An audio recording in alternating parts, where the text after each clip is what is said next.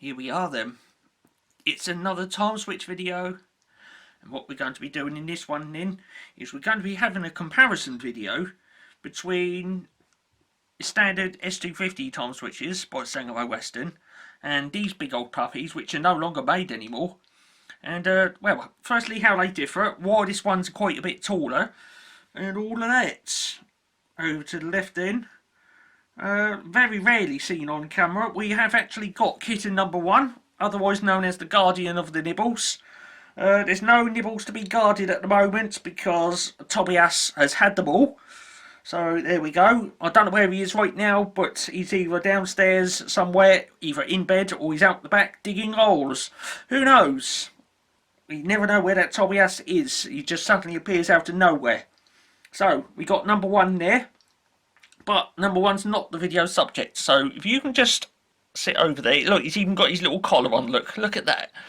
What a little cutie. We couldn't put that on the Tobias because he would just take it off and lose it. Timeswitches then. How do they differ? Why is this one quite a bit taller? And most importantly, why does Sangamo not make those anymore? Well, we're going to be looking at it in this one then. To start with, I'm going to get these covers off. There we go, 1 cover and 2 cover. Now you can see with these they're quite a bit taller, but this one's quite a bit taller than this one. There you go. This one's like a little sort of a small hat and this one's like a top hat. So there you go, quite a bit taller. So why does Sangamo not make those anymore? Well, in recent times, what with advances in electronics and all that lot, and the cost of electronics coming down, you can actually now get a backup mechanism into the confines of a base on a standard S250. Okay, so because of that, this extra layer of workings on here are no longer needed. Let's get the covers out of the way. Let's whip these out of their bases and let's compare. Before I do though, be a bit silly not to hold them up next to each other because you can see that the bases are the same depth. Okay, this bit here, you can see it's the same depth. There we go. In fact, I don't know, yeah, actually these are actually, both of them are 4-pin bases. Okay, so I could actually take these Timeswitches out, swap them over and put them into the other bases. Okay, this one's a traditional Bakelite base and this one's like moulded plastic. Okay, and part of keeping with, you know, being retrospective and retro-fittable and all that lot, this one here, if this was installed and it, you know, it packed up and malfunctioned or whatnot, let's say the synchro motor burnt out for whatever reason that may be, I could take this out of the base, leave this base wired up, purchase this one, take the mechanism out and just drop it straight in that base, turn the power back on, and away you go. Okay, that's all part of, you know, Sangamo making these new ones retro-fittable in place of the old ones. Okay, you just whip that out, get the new one, plop it straight in that base and away we go. So you can clearly see then that the bases are the same depth, but this sticks up quite a bit more. Why is that? We're going to look now. Grab this one, pull it out the base. Okay, put it over there. And this one, I'm going to take this out and drop it in here so you can see that these new mechanisms are retrofittable to old bases. So let's get that out then. There it is. Whop, straight in there. So you can see then that these new units are retrofittable to the old bases. You don't need to unwire the base and then wire in a new base. You just don't need to do it. Just take out the old mechanism, get the new mechanism, unplug it out of there, drop it straight in there, turn the power back on, away you go. Okay, the only time you would not use an old base, and that's if you've got one of those really early ones, which the terminals on them are not shrouded, or do have it's one of the vintage ones that's got the Bakelite cover with a bit of glass in it. If you take those out and take the mechanism out, these terminals on there, you can actually touch them. You don't have to make any effort to do it either. You can just like put your knuckle in there and touch the terminal screw and get a nice hefty wallop up your arm. So yeah, that's the only time, really speaking, you would not get a new mechanism like that and just drop it straight into an old base. Okay, if you've got one of those old bases where they've got the exposed terminals and all that lot on the screws, and you can get your knuckle like that and touch it on there and get a blast up your arm, that is the only time you would take the base out and dispose of it, because those old, really old bases, they are not complying with today's wiring standards. This old base, however, if I whip that out of there, you will actually find it's one of the, even though it is a moulded Baker, Bakelite case, you will find all the terminals are shrouded, so I can't touch those in there. Okay, but the really old ones, none of all that shrouded in there. You can just touch, get your knuckle in there, touch it, get the whole flipping lot up your arm, and there we go. So that's the bases, and you can see then this is an old Bakelite 4-pin base, and this was one of the modern moulded plastic ones. So there you go. The interesting thing about these modern ones, unlike these, those terminals are moulded in there. With one of these modern plastic ones, so if you flip it over, see that screw, take them out, that cover comes off and you can get all the terminals out. Okay, maybe you want to clean them up or do whatnot, put them all back in there, put that cover back on, and then put those two screws back in and reassemble the whole thing. And you can hear the difference as well. This one, because all the terminals are solid moulded in there, you can't get them out. Okay, this one, all the bits rattle around in there. Okay, let's look at the time switches then. There's the old style, entirely mechanical one, and this one, it's got a circuit board on the back of it. Okay, so much so in fact that Sangamo, even with the S250s, they don't make them with the synchro motors on anymore. This one, synchro motor on the back of it. Okay, so there you go. So let's compare the differences then. Apart from the colour of the clock faces, okay, like I say, this is a quartz unit, but you can get these even with circuit boards on the back. This is a Q550. The ones that don't have the backup battery in are the S250s. Okay, and the S250s are exactly the same size as this. Okay, both in diameter and height. Okay, what we're looking at is the difference between the S250 and the Q550 and the older spring reserve types, and that is why this has got the extra layer of workings in it, because there's a whopping great spring drum in there. This is entirely mechanical, whereas with this, it does have a backup mechanism, and you can fit it in, fit all of the workings in that little gap just there, because it's partly mechanical and partly electronic. There's the electronics, and what keeps it going in the event of a power cut is that right there, and that is a battery. So as you can see, that battery uses up a fraction of the spaces of a whopping great spring drum. There it is. Okay, there's all the electronicals in there. It's in there some. There you go. There's the coil, which makes it tick once every second. Okay, so there you go. And we should have some cogs in there, which is the mechanical side of it. Okay, so there it is. 4-pin base once again. With this one then, no electronics in it. There it is. Whopping great spring drum. Okay, if you've still got one of these in service, these do not tick once every second. Okay, these ones go tick, tick, tick, tick, tick, tick, tick, tick, really quick. Like a, you know, like a wind-up alarm clock, one of the traditional wind-up alarm clocks. In fact, if I shake this one, I should be able to get it ticking.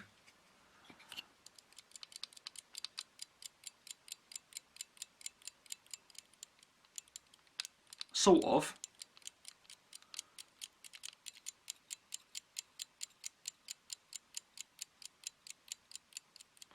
Hopefully you heard that. But with this one, no matter how much you shake it, you won't get it ticking because, well, you can't shake life into a rechargeable battery. Okay. So that then is the difference between the spring reserve models, the entirely mechanical spring reserve models, and the S250s. Okay, even, you know, with or without the backup battery. Okay.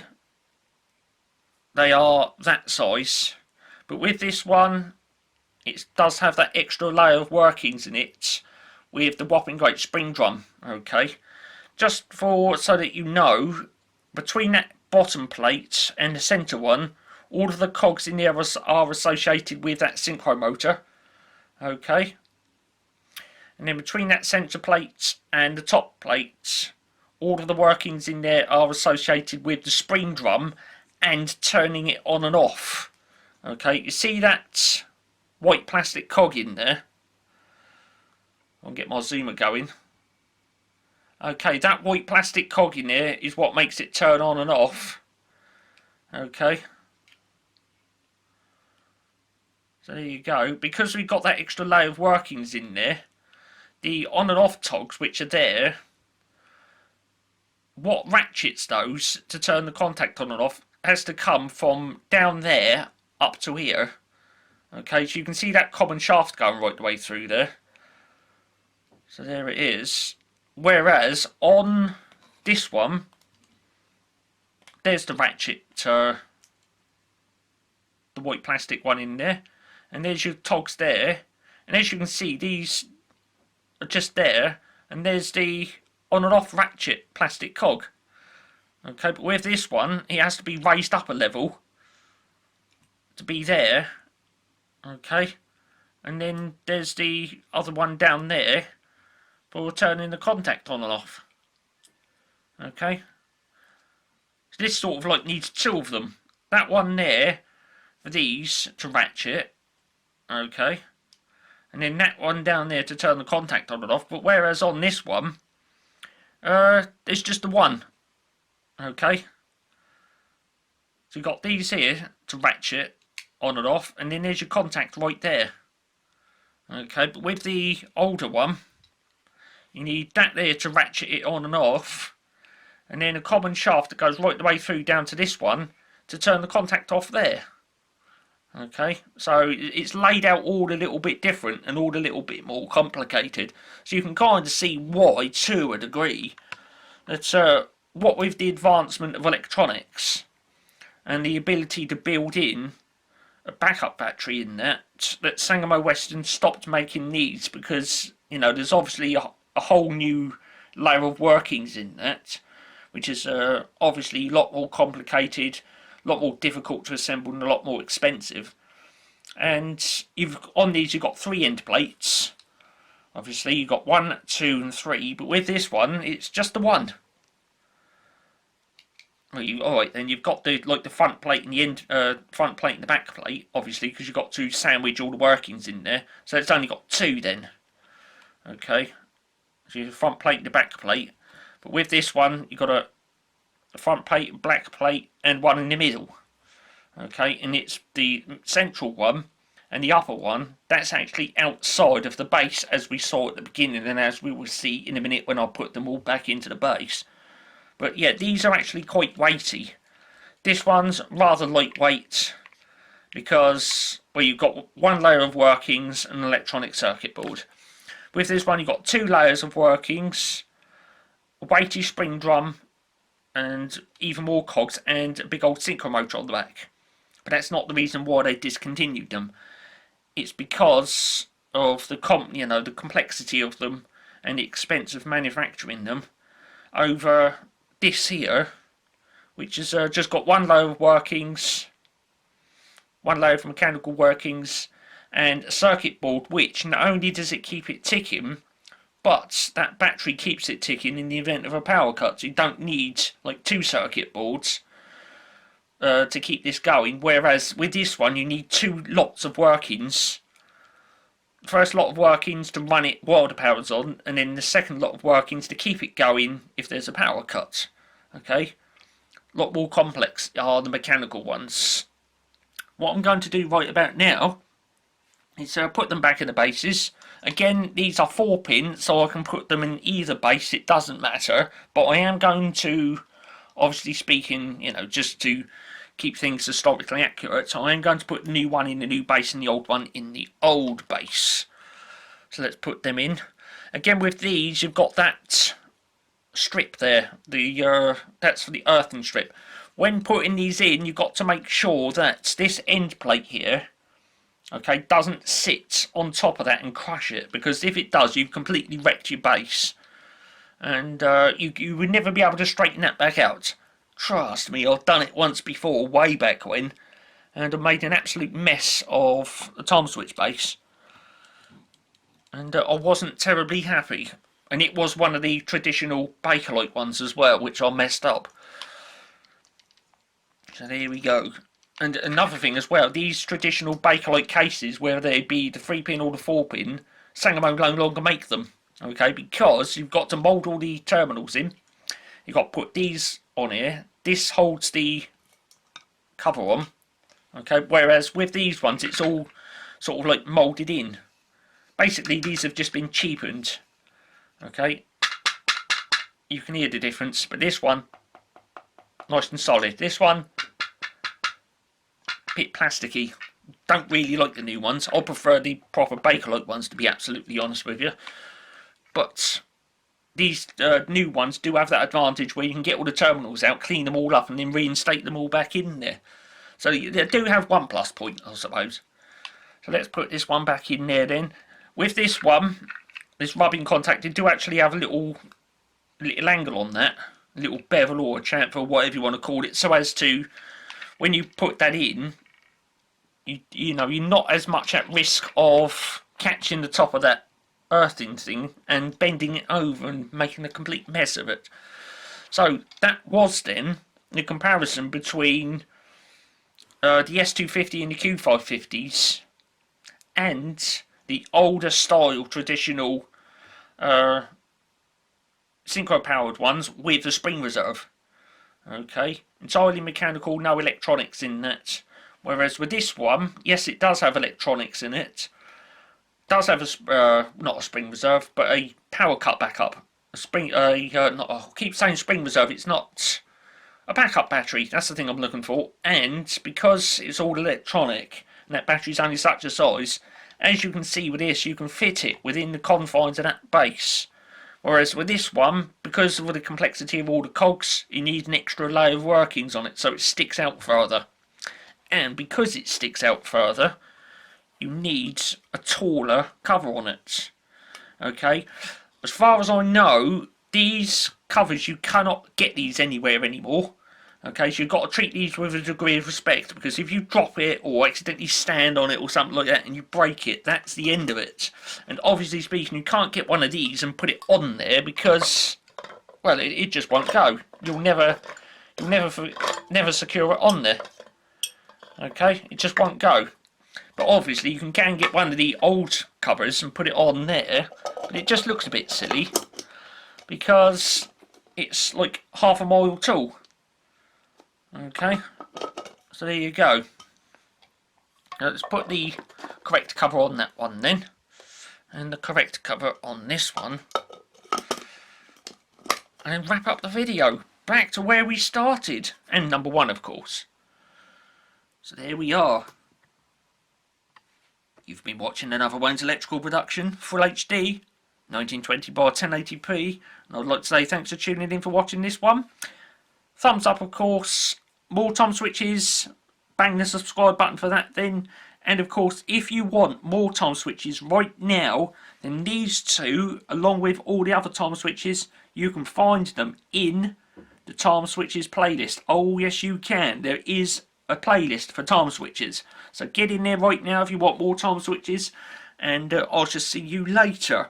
Okay, so thanks for tuning in for watching this one. Yes, more time switches later, as and when. Cheers then.